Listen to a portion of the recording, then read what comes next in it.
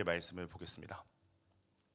사도행전은 여러분 말 그대로 사도들의 행전입니다. 이 사도란 헬라어로 아포스톨로스, 보냄을 받은 사람이라는 뜻을 가진 단어가 바로 사도입니다. 즉 보냄을 받은 사람들이 행한 이야기를 기록한 것이 사도행전이다라고 여러분 알면 되겠습니다. 마태복음 28장 18절에서 20절 말씀을 보면 우리가 잘 알고 있는 예수님의 명령이 나오죠. 예수께서 나와 말씀하여 이르시되 하늘과 땅의 모든 권세를 내게 주셨으니 그러므로 너희는 가서 모든 민족을 제자로 삼아 아버지와 아들과 성령의 이름으로 세례를 베풀고 내가 너희에게 분부한 모든 것을 가르쳐 지키게 하라. 볼지어다 내가 세상 끝날까지 너희와 항상 함께 있으리라 하시니라. 자, 이 사도들을 보낸 주체가 누구라는 거예요? 누가 이 사도들을 보내셨습니까? 예수님이 이 제자들, 사도들을 보내셨죠. 그리고 이 보내신 목적이 뭐라고 말하고 있습니까? 세례를 베풀고 예수님의 복음을 다른 이들에게 가르치고 그리고 지키게 하기 위함이다라고 예수님께서 말씀하고 계십니다. 즉 사도행전이란 예수님께서 복음의 사명을 주시고 세상 가운데로 보내신 자들에 대한 기록이다라고 여러분 생각하시면 될 것 같습니다. 자, 이 사도행전이 여러분 어디쯤 기록이 되어 있을까요? 성경을 보면 사복음서라고 불리는 마태, 마가, 누가, 요한이라는 이 복음서와 로마서 그리고 이 고린도전서와 같은 기독교의 어떤 교리를 기록해 놓는 교리서 사이에 위치해 있습니다. 이것이 우리에게 상당히 좀 중요한 의미를 주는 것 같아요. 그들이 걸어갔던 그 걸음 그리고 사도들이 행했던 그 삶을 통해서 그들이 예수 그리스도를 통해서 만났던 복음이 해석되어지면서 또다시 어떠한 구전으로 전해지게 되었다라는 거죠. 자, 이런 의미에서 사도행전이 우리에게 도전하는 바가 있습니다. 사도행전이 우리에게 도전하는 바가 있는데 그것은 바로 복음을 가진 우리가 살아가는 일상의 이 삶이 너무나도 중요하다라는 이런 말을 우리에게 이런 도전을 해주고 있는 겁니다. 이 소설가 황석영 씨가 아주 멋있는 말을 하나 했어요. 어떤 말을 했냐면 일상의 삶이야말로 가장 위대한 화면이다라는 말을 했어요. 일상의 삶이야말로 가장 위대한 화면이다. 우리가 누구인지를 보여주는 것은 어떠한 특별한 순간이 아니라 일상의 삶이다라는 것을 이야기를 하는 거죠. 아무리 우리가 책을 많이 읽고 위대한 가르침을 얻었다라고 할지라도 우리 인생에서 특별한 경험을 했다라고 할지라도 우리의 일상과 상관이 없는 것이라면 그것은 나를 규명해주는 어떤 나를 보여주는 화면이 될 수 없다라는 말을 하고 있는 겁니다. 여러분 이 황석영 씨의 이 말을 우리 신자들에게 적용하면 어떤 의미가 될까요? 여러분 예수 그리스도 복음 다 아시죠? 그죠? 그 복음 가운데 은혜 받은 적도 있으시죠? 우리가 예수 그리스도의 복음을 알고 믿고 은혜를 받았지만 우리가 예수를 믿는다는 것, 우리 안에 복음이 있다는 것을 보여주는 가장 위대한 화면이 어디라는 거예요? 우리의 일상이다. 우리의 삶이다 라는 말을 하고 있는 겁니다. 성경 말씀을 한번 살펴볼까요? 사도행전 1장 1에서 2절 말씀입니다. 같이 한번 읽읍시다. 시작. 데오빌러여 내가 먼저 쓴 글에는 무릇 예수께서 행하시며 가르치시기를 시작하신부터 그가 택하신 사도들에게 성령으로 명하시고 승천하신 날까지의 일들을 기록하였노라. 사도행전의 저자는 누가입니다. 지금 누가는 이 데오빌러에게 자신이 보낸 첫 번째 책이었던 누가복음을 상기시키면서 그 책에 대하여 다시 한번 간결하게 규명을 하고 있습니다. 바로 예수께서 행하시며 가르치시기를 시작하신부터 그가 택하신 사도들에게 성령으로 명령하시고 승천하신 날까지의 일들을 기록한 책이다라고 이야기를 하는 거죠. 행하시며 가르치시며 명하시며 승천하시며. 여러분 이 네 가지 동사 중에서 뭐가 가장 먼저 등장하고 있습니까? 행하시며. 누가가 보기에도 예수님께서 이 땅에 오셔서 가장 하신 모든 일들 중에서 그 일의 중심이 되는 일이 뭐라는 거예요? 예수님께서 직접 삶으로 살아내신 행하신 일이다라는 것을 이야기를 하고 있는 겁니다. 왜냐하면 헬라어는 중요한 순서대로 이 문장을 기록하기도 하거든요. 예수님께서는 가르치시기 전에 먼저 행해야 될 것을 먼저 행하셨던 분이 우리 예수님이다라는 말씀을 하고 있는 겁니다. 여러분 예수님께서 어떤 일을 행하셨습니까? 하나님의 아들이셨던 분이 육신을 입으신 이 성육신을 행하셨고 참 인간으로 오셔가지고 인간과 함께 더불어 사셨고 그리고 죄가 하나도 없으신 분이 우리를 구원하시기 위해서 십자가에 달려 돌아가셨습니다. 그리고 부활하심으로 당신이 하나님이 보내신 메시아이심을 세상 가운데 나타내셨습니다.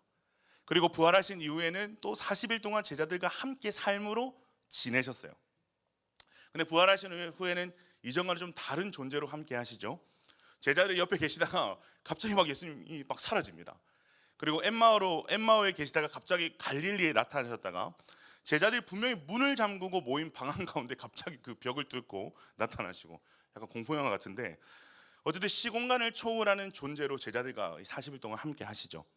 그리고 이를 통해서 자신이 부활이 사실이라는 것을 삶으로 증명을 해주셨다는 겁니다. 자, 이 40일 기간 동안 예수님께서 제자들에게 하신 일이 뭘까? 우리 3절 말씀 같이 한번 읽겠습니다. 3절입니다. 시작. 그가 고난받으신 후에 또한 그들에게 확실한 많은 증거로 친히 살아계심을 나타내사 40일 동안 그들에게 보이시며 하나님 나라의 일을 말씀하시니라. 40일 동안 예수님께서 뭘 하셨다고요? 하나님 나라의 일에 대해서 계속해서 말씀하셨다라고 기록되어져 있습니다. 여러분, 하나님 나라의 일이 뭡니까? 예수님께서 말씀하신 그 하나님 나라의 일은 대체 뭡니까? 그것은 창세전부터 작정되고 계획되어지고 예수 그리스도의 복음으로 실현이 됐고 앞으로도 계속해서 확장되고 완성될 하나님의 통치와 영광의 그 나라, 그 영역을 이야기하는 겁니다. 자, 그런데 흥미로운 사실이 있어요.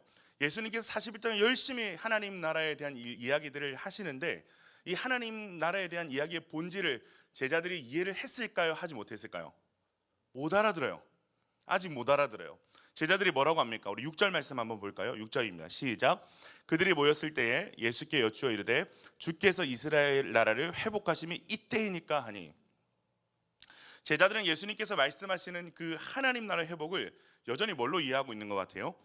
이스라엘의 정치적 구원과 회복으로 그들이 이해를 하고 있다는 것을 알 수가 있습니다. 자, 그러한 그들의 제자들에게 예수님께서 그들이 해야 할 일을 분부하시는데 그 일을 한번 볼까요? 4절 말씀입니다. 4절 한번 같이 읽겠습니다. 시작. 사도와 함께 모이사 그들에게 분부하여 이르시되 예루살렘을 떠나지 말고 내게서 들은 바 아버지께서 약속하신 것을 기다리라. 자, 어떤 일을 분부하세요? 두 가지 일입니다. 4절에 나타나는 두 가지 일이 있는데 첫 번째 뭡니까? 예루살렘을 떠나지 말고, 두 번째 내게서 들은 바 아버지께서 약속하신 것을 어떻게 하라? 기다리라 라고 말씀을 하고 계세요. 자, 부활한 예수님을 만난 사도들의 입장에서 우리 같이 한번 생각을 해봅시다.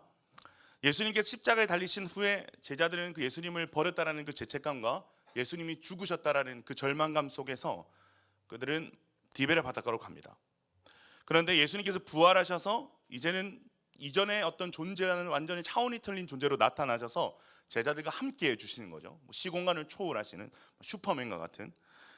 그런데 그 예수님께서 자기를 버리고 간 자신들을 찾아오셔서 여전히 자신들을 사랑한다라고 말씀하시고 여전히 내 양을 먹이라는 사명이 너에게 있다라고 말씀을 하시는 거죠. 여전히 너희는 보냄을 받은 자라라고 말씀을 하시는 거죠. 아마 예수님께서 부활하셔서 초월적인 존재로 자신에게 다시 찾아오셨기 때문에 이제 제자들은 진짜 이제는 예수님을 떠나지 않고 배신하지 않고 내가 뭐든지 할 수 있겠다는 의욕이 제자들 마음 가운데 생겼을 것 같습니다. 이제 정말 예수님을 십자가에 못 박고 그토록 예수님을 핍박했던 이들에게 보란 듯이 복수도 하고 예수님을 앞세워서 정말 멋지게 이 하나님 나라를 세워가는 일들을 하고 싶었을 거예요. 네, 괜찮습니다. 예, 죄송할 필요 없어요. 네. 그런 일들이 하나님 나라의 회복일 것이다라고 생각을 했던 거죠. 그래 제자들이 예수님께서 하나님 나라의 일을 말씀하시니까 뭐라고 얘기하는 거예요? 이때입니까? 가자! 막 이렇게 하면서 한껏 의욕이 지금 불타고 있는 모습을 우리가 발견할 수 있는 겁니다. 자, 그런데 막 의욕에 불탔어요. 이제 예수님과 함께라면 저는 절대 예수님을 떠나지 않고 진짜 하나님 나라의 회복을 위해서 달려가겠습니다. 가자! 막 이러고 있는데 제자들이 예수님께서 제자들에게 뭐라고 말씀하시죠? 얘들아, calm down. 너희 가만히 있어. 제가 우리 집 강아지한테 자주 하는 건데 가만히 있어. 기다려. 제가 자주 하는 거거든요. 그러니까 너희가 예루살렘을 떠나지 말고 너희가 내게 들은 것, 아버지께서 너에게 약속한 것을 기다려 라고 예수님께서 말씀하고 계신 거예요. 자, 그래도 여러분 좀 이상하지 않아요? 복음서의 마지막에 예수님 뭐라고 말씀하셨어요? 너희는 가서 세례를 베풀고 내가 너에게 분부한 모든 것을 가르쳐 지키게 하라라고 명령을 이미 주셨잖아요. 근데 지금 예수님께서 승천하시기 전에 제자들에게 예루살렘을 떠나지 말고 기다려라라고 말씀을 하고 있는 거죠. 아이러니죠. 너무 역설적이고 모순적인 말씀 아닙니까? 자, 그런데요, 이런 아이러니를 풀 수 있는 키워드가 오늘 본문에 등장을 합니다. 그 키워드가 뭔가 하면은 이들이 예루살렘을 떠나지 말고 기다려야 하는 것이 과연 뭔가, 그들이 기다려야 되는 것이 뭔가, 이것이 바로 이 모순을 풀 수 있는 키워드가 되는 거죠. 5절 말씀 같이 한번 볼까요? 5절입니다. 시작. 요한은 물로 세례를 베풀었으나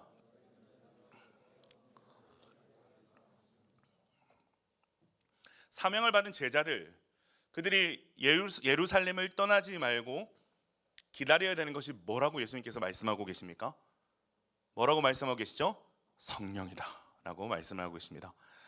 예루살렘을 떠나 땅끝을 향하여 가라라는 명령을 받고 있는 이 사람들에게 예루살렘을 떠나지 말고 기다려라라는 명령이 동시에 주어지는 이러한 모순적인 상황의 연출을 통해서 누가가 우리에게 보여주고 싶은 게 있는 거예요. 그것이 뭐냐 하면 우리가 가진 그 예수 그리스도의 복음의 전진에 있어서 우리가 기다려야 하는 것, 이 성령의 역할이 얼마나 중요한지를 지금 우리에게 말해주고 싶은 거죠.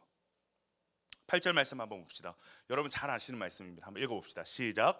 오직 성령이 너희에게 임하시면 너희가 권능을 받고 예루살렘과 온 유대와 사마리아 땅끝까지 이르러 내 증인이 되리라 하시니라. 자, 이 성령이라는 단어 앞에 어떤 수식어가 붙습니까? 오직이라는 수식어가 붙습니다. 이게 뭘 의미하는 걸까요? 복음의 진군, 하나님 나라의 확장을 위해서 그 복음 들고 나아가는 그 일이 오직 성령이 아니면 가능하다, 불가능하다? 불가능하다라는 말씀을 하고 계신 겁니다.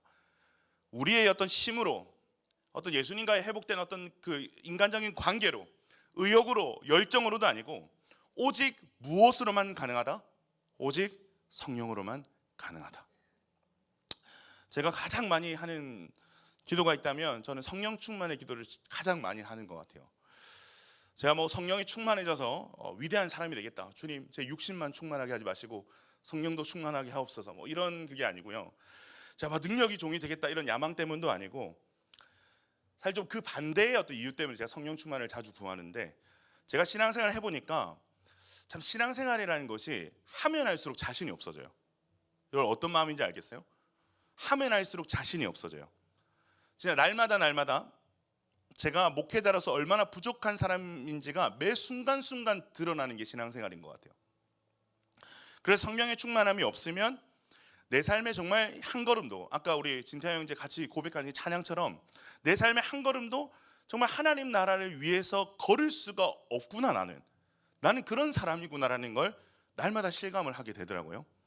제가 여러분 앞에서 이렇게 설교도 하고 하니까, 기도 인도도 하고 하니까 제가 거룩한 척은 할 수 있는데 실제는 아닐 때가 많더라는 거죠. 그렇게 정죄한 눈을 보지 마세요. 저 다 거짓 위선이었어 막 이런 눈으로. 네. 근데 제가 예전에는 안 그랬어요. 제가 26 어느 가을밤에 하나님 인격적으로 만나고 나서 제 예배가 변하고 저의 삶의 가치가 바뀌고 방향이 전환되는 아주 극적인 일이 일어났거든요. 진짜 하나님의 은혜가 얼마나 놀라운지 그 은혜만 생각하면 막 눈물이 나고 주를 위해서 생명까지도 막 다 드리고 싶은 그런 불덩이가 됐던 적이 있어요. 그래서 주를 위해 제가 막 이렇게 살고 싶은 마음 때문에 네, 아주 막 열정의 아이콘처럼 제가 얼마나 열정적으로 하나님 일을 했는지 몰라요. 그리고 실제로 그때 되게 놀라운 일들도 하나님께서 많이 경험하게 해주셨어요. 제가 교육전도사 때 한 20명 남짓한 청소년부를 제가 맡았는데 1년이 안 돼서 100명이 되는 일이 일어났어요. 단기 선교 가서 기도하는데 귀 먹었던 사람이 귀가 열리고, 뇌졸중으로 평생을 걷지도 뛰지도 못하는 사람들이 제가 기도를 했는데 갑자기 일어나서 막 펄쩍펄쩍 뛰는 일들이 일어났어요. 그때 제가 나의 부르심 특별하구나, 뭔가 제가 되게 특별하고 아주 세상에 둘도 없는 비범한 주의 종으로 제가 부름받았는지 착각을 했어요. 그래서 제가 되게 열정적으로 사역하면서 달려오는데 어느 날인가 저도 모르는 사이에 슬럼프가 찾아오더라고요.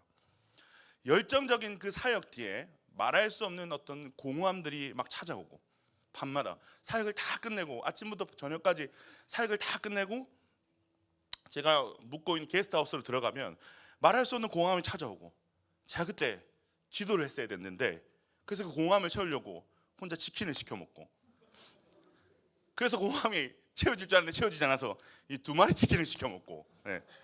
그래서 제가 이렇게, 네, 어쨌든 제가 20대 때 예수님을 이렇게 처음 만나고 나니까 이 오늘 본문의 제자들처럼 주님 영광의 때가 언제입니까? 지금입니까? 뭐 이렇게 얘기하는 것처럼 뭔가 해보겠다고 되게 열심을 내다가 힘이 다 빠지고 영적 침체와 탈진의 시간들을 보냈던 시절이 있었습니다. 그래서 그 우울감이 제 사역의 어떤 되게 열정적이고 화려해 보이는 사역의 이면에 저의 일상의 모습을 완전히 망가뜨리고, 사람들이 없을 때는 전혀 기쁘지도 행복하지도 않은, 거룩하지도 않은, 남들 눈에 보이기에만 그럴듯한, 이것은 진짜 주의 종이 아니라 관종처럼 제가 살아가고 있더라고요. 그러다 보니까 사역에도 결국 어려움이 생기고 공동체의 갈등도 빚어지고 내가 생각하는 것처럼 사람들도 따라오지 않고 건강도 나빠지고, 그렇게 하나둘씩 사역의 토대가 사라지기 시작하니까 제가 아무것도 아닌 거예요. 하나님이 아니라 사역의 토대가 사라지니까 제가 아무것도 아닌 사람이 되는 거예요. 나 정말 아무것도 아니었구나. 내가 할 수 있는 것이 대단한 것이 아니었구나. 대단한 것은 뭐 고사하고 작은 것 하나 나는 할 수 없는 사람이구나. 나는 이 정도밖에 안 되는 그릇인가 보다. 그래서 하나님, 저 목회 못하겠어요, 저 전도사 못하겠어요, 이런 기도를 얼마나 자주 했는지 몰라요. 근데 아직 응답이 안 됐어요. 어쨌든 그런 영적인 어두운 밤을 지나면서 하나님께서 저를 인도에 가신 곳이 있는데요, 지독한 영적인 어두움에서, 지독한 그 영적인 슬럼프를 지나면서 정말 나는 너무나도 무능력하고 하나님 앞에서 성도들 앞에서의 모든 저의 사역의 자존감들이 바닥을 쳤을 때, 그 어두운 밤 동안 하나님께서 저를 인도에 가신 곳이 있는데, 그 자리가 어디냐면 성령 충만을 구하는 자리였어요. 하나님, 제가 목회자다울 수 있을 줄 알았습니다. 제 힘으로 제가 받은 은혜가 있으니까 그 은혜 때문에 제가 거룩하게 살 수 있을 줄 알았습니다. 근데 저 거룩하게 살 수가 없더라고요. 주님, 제 안에 받은 은혜가 있으니까 제가 사랑으로 다른 영혼들을 섬길 수 있을 줄 알았거든요. 근데 사랑이 없는 거예요. 제 안에 뭔가 하나님 나라를 위한 위대한 비전이 있고 그 꿈을 이룰 수 있는 열정과 능력이 있는 줄 알았는데, 그 찬란의 꿈들이 어느 순간 제가 영적으로 침체가 되고 나니까 너무나도 큰 어떤 부담과 두려움으로 바뀌더라고요. 그래서 씩씩하게 또 이겨내고 털고 다시 용기 내고 밤에 치킨 먹고 이러면 또 힘이 날 줄 알았는데, 또 제자리인 거예요. 또 제자리인 거예요. 제가 만난 예수 그리스도를 이제 목회자가 됐으니까, 제가 청년 때를 막 경성대 혼자 나가서 막 전도하고 이랬거든요. 근데 제가 목회자가 되고 나서 예수 그리스도를 자랑하며 증거할 수 있을 줄 알았는데, 생각보다 저는 그만큼 예수님을 자랑스럽게 생각하지 않고 있다는 것을 제가 발견하게 됐어요. 그 완전히 쭈그려져 가지고 하나님 앞에서 살려주세요라고 기도를 하는데, 한참을 주님 저 좀 살려주세요, 저 좀 살려주세요라고 기도하는데, 그때 하나님께서 저에게 떠올리게 해주신 말씀이 뭐냐면 사도행전 1장 8절 말씀입니다. 오직 성령이 너에게 임하시면 너희가 권능을 받고. 기도하는 계속 이 말씀이 암송되어지는 거예요. 입에서 읊조려지는 거예요. 오직 성령이 너에게 임하시면, 오직 성령이 너에게 임하시면, 오직 성령이 너에게 임하시면, 그때 네가 하는 것이 아니라 너에게 임한 성령이 너를 증인되게 할 거야. 너에게 임한 성령이 너를 예수 그리스도를 전하는, 하나님 나라를 확장시키는 그런 권능의 사람이 되게 할 거야.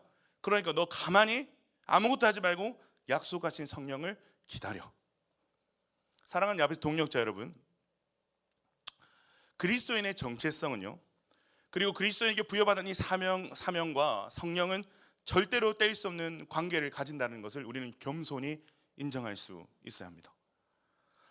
하나님 나라의 내용은 예수 그리스도의 복음인데요, 그 복음을 우리의 삶을 통해서 진군시켜 나갈 주체는 여러분이 아닙니다. 그 복음이 여러분의 삶을 통해서 진군하려면 그 주체가 여러분이 아니라 성령이 되어야 하는 것이죠. 많은 사람들이 성령이 하는 일을 잘못 이해하고, 성령이 하는 핵심적인 사역이 방언이나 기적이나 병을 고치는 것으로 이때까지 치부해 왔습니다. 그러나 성경에서 말하는 성령의 가장 중요한 사역은 복음을 증거하시는 일입니다. 아멘. 누구를 통해? 보내심을 받은 그토록 연약한 그 자들을 통해서 복음을 증거하시는 일, 복음이 증거되게 하시는 일. 그렇기 때문에 사도행전 1장 8절 말씀이 사도행전 전체를 사실을 바라보게 만드는 설계도와 같은 중요한 어떤 분장인 거죠.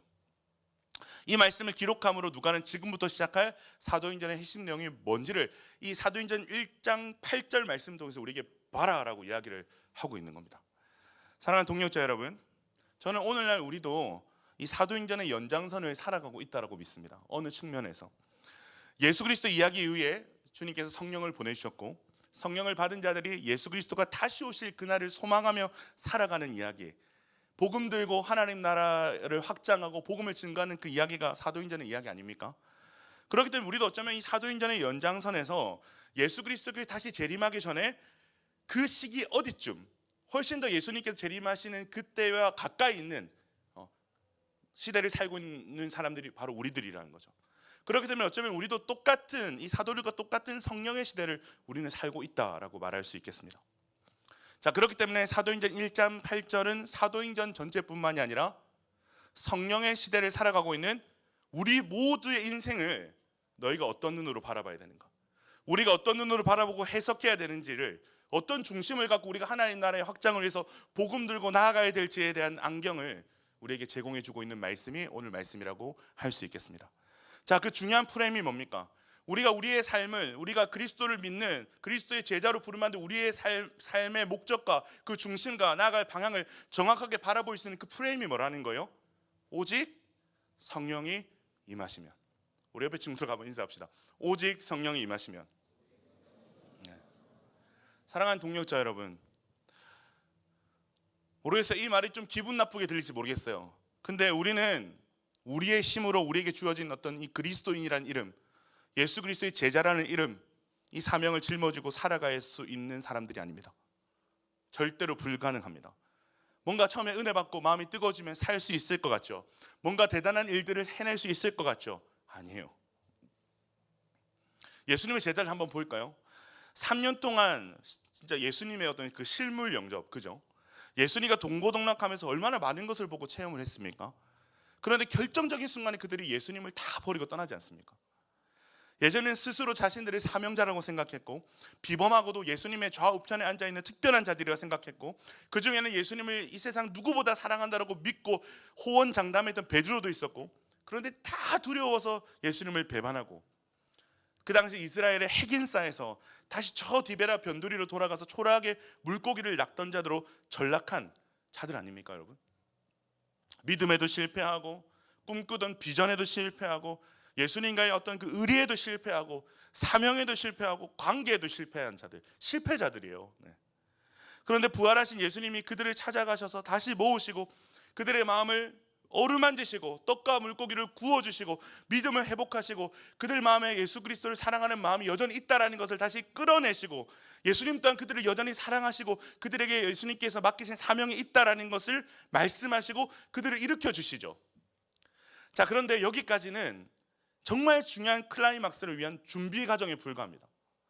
마음을 어루만지시고 믿음을 회복하시고 관계를 회복하시고 다시 사명을 주시면서 이들을 궁극적으로 예수님께서 이끌고 가시는 자리가 어디냐 하면, 무엇을 기다리는 자리인가 하면 오직 성령을 기다리는 자리라는 거예요. 자, 그렇다면 대체 성령이 임하시면 어떤 일이 일어나길래 예수님께서 이들을 이렇게 성령을 기다리는 자리로 이끄시고 계시는가?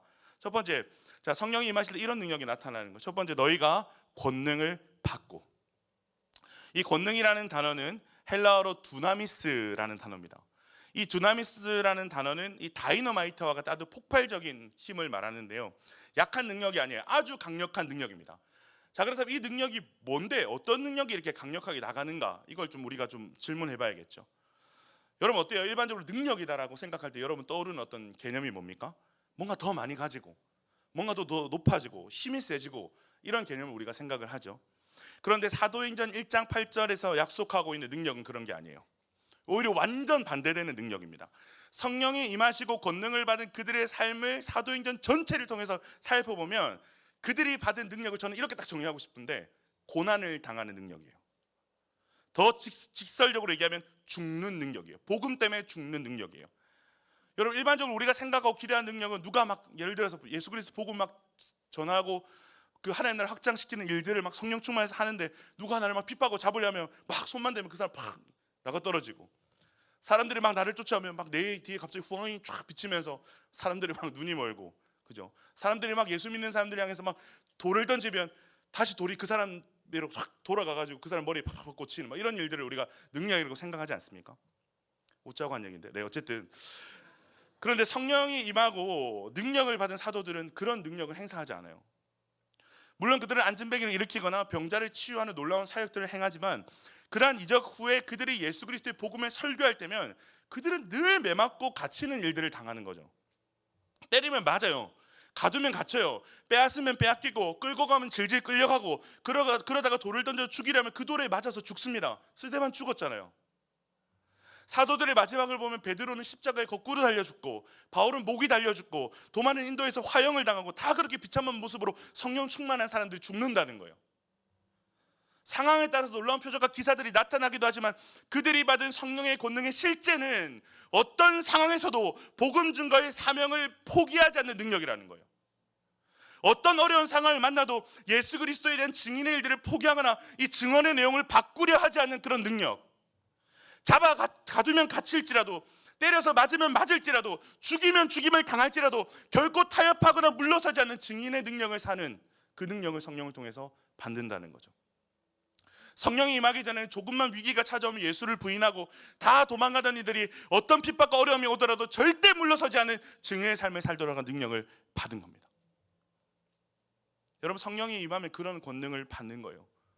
그런 증인이 되는 거예요. 어디서요? 오늘 본문을 보면 예루살렘에서, 우리가 예배하고 일상을 살아가는 그곳에서, 온 유대에서, 이 땅이 무너지고 변질된 어떤 하나님 나라 교회를 향해서, 사마리아에서, 내가 혐오하고 증오하고 용납하기 힘든 대상을 향하여 땅끝 로마, 내가 아직 가보지 않는 온 열방에 이르기까지 예수 그리스도의 증인으로 살아가는 걸음을 멈추지 않게 되는 것, 복음의 사명, 하늘의 사명을 가지고 끝까지 사는 능력이 오직 성령이 임하시면 일어나는 줄로 믿습니다.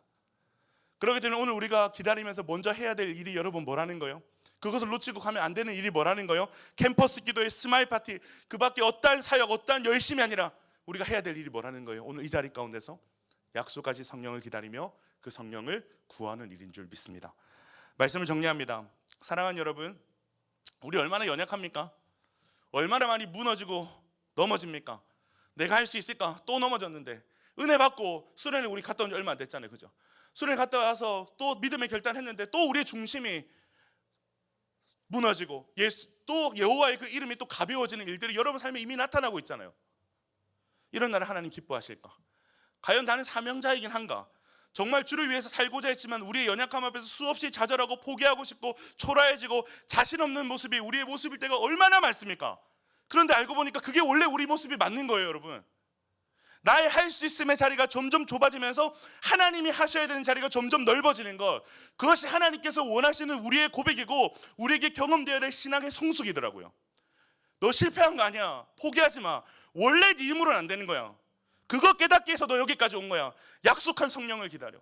약속한 성령을 기다려. 너에게 성령이 임하면 너희들 능력을 받고 너는 반드시 증인이 될 거야. 사랑하는 청년 여러분, 우리는 비록 연약하지만 그런 우리 안에 여전히 주를 사모하는 마음과 주를 위해 살고 싶은 마음이 있다면 이제는 그 연약함의 자리가 성령을 구하는 자리, 성령이 임하는 자리가 되는 줄로 믿습니다. 그렇기 때문에 오늘 이 하트 기도회 가운데 우리가 구해야 될 게 뭐예요? 반드시 주시겠다라고 약속하신, 이미 여러분 안에는 성령이 충만하게 오늘 일어나서 여러분을 사로잡는 일들을 우리가 구하면서 나아갈 때에 내가 할 수 없는 그 일을 성령께서 우리에게 하시는 일들을 경험하게 될 줄로 믿습니다. 오늘 시간 그런 일들을 사모하면서 같이 일어나서 함께 찬양할까요?